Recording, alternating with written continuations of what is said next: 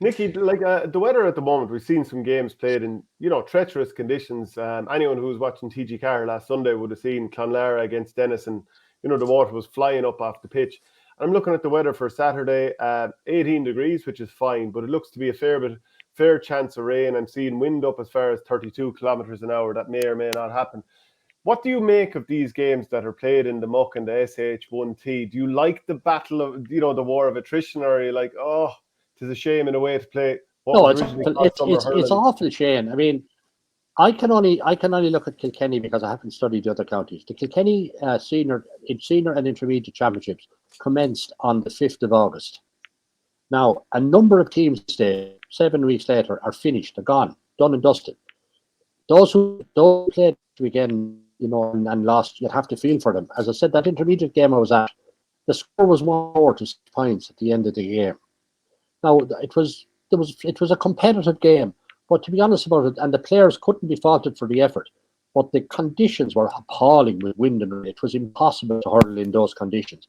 And the only, I suppose, smart move of the game happened in it every time Donegan got the goal.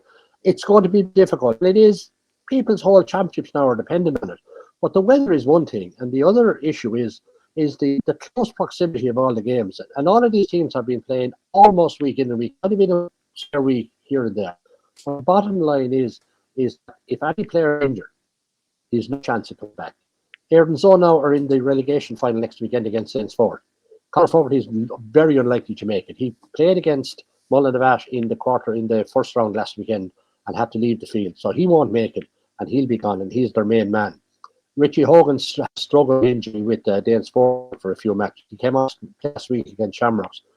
Will he be okay to play in the relegation final against Airdenzone? There's no recovery time now for players if they get injured with such a condensed season. So, this was all to help the club player, and it has helped to a degree, but it does really discommode clubs when the games are in such tight proximity. And secondly, when you have this biblical type rain and wind, that it is very difficult to hurry in it. And of course, it does impact pitches because not every field is the club are able to put the sort of funds into upgrading their field and maintaining their field that, for example, county boards can do. It is a costly exercise to keep your field maintained with sanding and irrigating it and all the various things that has to happen to make sure it's in top condition. And anyway, some of the fields are in locations that are simply wet because they're close to river streams or whatever it might be. It's a tough one this time of the year to have to play in most important matches of the year. The club in such conditions. Do you like Kilkenny? Like you'd have to say though, they do have a very long championship, 2 groups of 6, so 5 games each. Then there's that sort of league and shield finals, of course, and other games are like first round / relegation. There's no concern about football because that was played back in March, I think maybe April or whatever. So like Kilkenny probably could do their business a little bit quicker so that the games are spread out and players had more time, so that they didn't have to play week on week on week. So if a guy had an injury, maybe he has 2 weeks rather than one. Well, not really, Shane, because, I mean, call it cocky if you like, but there is a number of counties that will make the assumption that we're going to reach the All-Ireland final, and therefore the commencement of our championships, the league stage, as you thought, and bear in mind for people listening to us, where you finish in the Kilkenny League determines where you commence in the championship. So those are important. During the inter-county season, there are secondary competitions in Kilkenny, but they are taking, there's lip service paid to those. The games are played, but the composition of teams, is not, there's not a lot of thought given. It's whoever is available. And quite honestly, coming up to the commencement of that league championship style, you will find clubs probably heading away to counties to get challenge matches against the top hurling teams there. So it's not going to change. It's all what's happening now in the period of 6, 7, 8 weeks was happening over longer periods of time where Kilkenny were playing maybe 3 matches during the course of the inter-county league championship. Brian Cody was very happy to let players back to their clubs to train for a week and to get ready for their club game. And that panned out. You even have the scenario now where some clubs did not have all their players back from America because they're still on J1s. For example, the final on the west coast of America was played on the same weekend on the 5th of August, I think it was, even though it could have been finished probably a week or 2 earlier so that those players could come back. So there is going to be a bit of a backlash about that, getting players back from J1s to play for the start of the championships as well.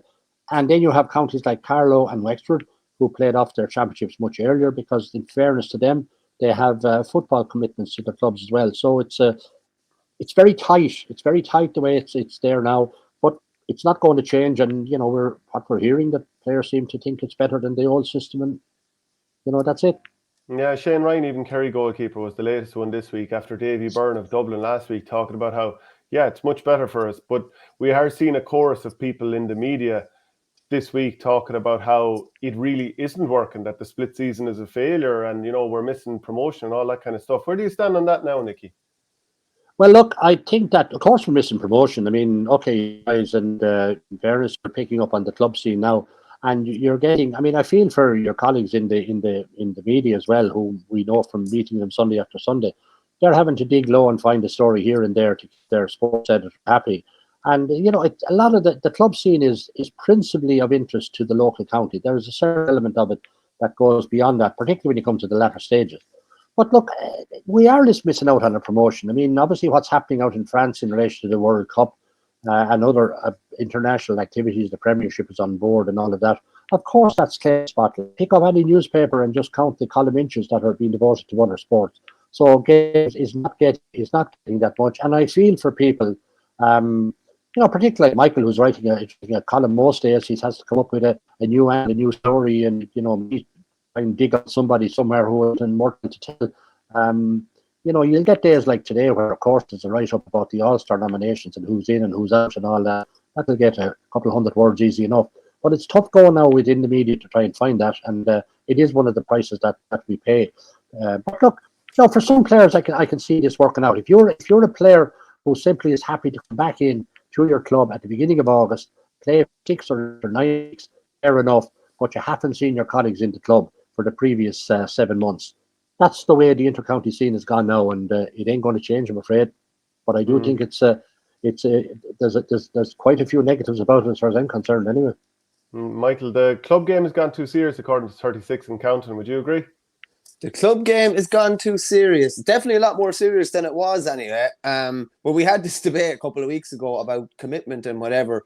I think lads train an awful lot more now, and they're in the gym an awful lot more. Whether they're actually more committed than lads were 10 or 15 or 20 years ago, I'm not so sure, because I think they'd miss things. Some people would miss things at the drop of a hat, or miss the championship game at the drop of a hat, which boggles my mind, to be honest with you.